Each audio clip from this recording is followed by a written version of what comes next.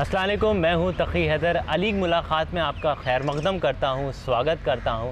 Alyque media की ये छोटी सी पहल है जिसका नाम है अलीग ख़ास मुलाकात। इसके ज़रिए हम आपको उन चंद अलीग से रूबरू कराएंगे जिनकी ज़िंदगी को देखकर शायद आप ये कहें कि वाकई हम हैं अलीग। और इसकी शुरुआत हो चुकी है। आज सबसे पहले बारी है एक ऐसी शख्सियत की कि जब ये अलीगढ़ में थे तो लोग कहने पे मजबूर हो गए थे वाकई गांधी में है दम। 2005 में ये एमयू के प्रेसिडेंट बने और फिर 2009 में ये युवा कांग्रेस के सचिव बने। हमारे साथ इस वक्त मौजूद हैं, मुझे बहुत खुशी हो रही है आपको मिलवाते हुए, अब्दुल हफीज़ गांधी साहब से। बहुत बहुत खैर मक़दम है आपका अली ख़ास मुलाकात में। सबसे पहले मैं ये जानना चाहूँगा आपसे, गांधी लक़ब क्यों चुना आपने?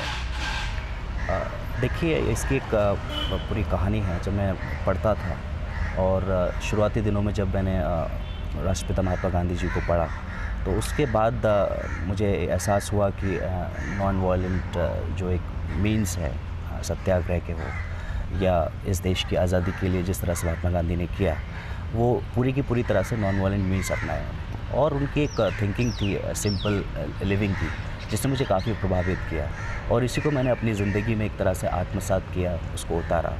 इन सारी चीज़ों को देखकर कहीं ना कहीं लोगों ने कहना स्टार्ट किया कि आप तो गांधी जी के सिद्धांतों पर चल रहे हैं, आप गांधी हैं। तो मुझे लगता है कि शुरुआती दिनों से ही लोगों ने, मैं समझता हूँ कि इस्लाम को मेरे साथ जोड़ दिया। अच्छा, आपका नाम सुनने के बाद बहुत से लोग पूछते होंगे आपसे कि ये कैसा नाम है, तो आप क्या जवाब देते हैं उनको? यही जवाब देते हैं?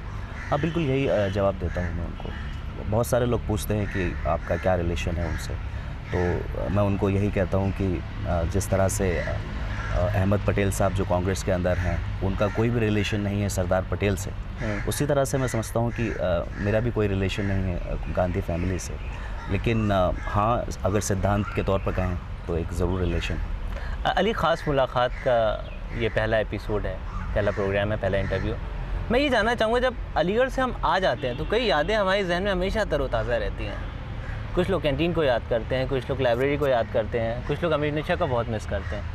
आप किसको ज़्यादा मिस करते हैं अलीगढ़? देखिए, जब मैं अलीगढ़ में गया था तो आपको मैं एक बात बताऊं कि अलीगढ़ जाने से पहले मैंने कभी स्पीच कंपटीशन या डिबेट कंपटीशन में पार्टिसिपेट नहीं किया था और अलीगढ़ एक पहली जगह थी जब मैंने पहली बार 15 अगस्त का एक कार्यक्रम हुआ था, फंक्शन हुआ था, उसमें मैंने पहली बार डिबेट कंपटीशन में पार्टिसिपेट किया था और उस डिबेट कंपटीशन में मुझे फ़र्स्ट प्राइज़ मिला था। तो मैं आज भी जो है उन डिबेट कंपटीशंस वगैरह को मिस करता हूँ जो अलीगढ़ में कल्चरल एक्टिविटीज़ होती थी हर हॉल के अंदर, उनको मैं मिस करता हूँ यहाँ आने के बाद। तो मतलब आप ये मानते हैं कि अलीगढ़ ने आपको वो चीज़ें दी जिनकी आपको ज़रूरत थी मुस्तक़बिल के लिए? बिल्कुल, बेशक। अलीगढ़ होना आपके लिए मायने क्या रखता है?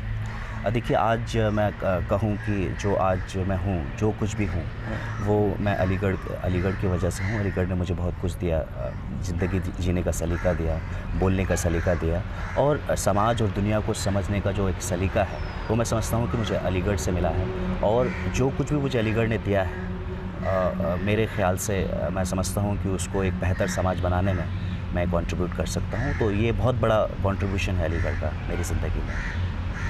मैं ये जानना चाहूँगा आपसे, 2006 की बात है, आप स्पीच दे रहे थे कैनेडी ऑडिटोरियम में।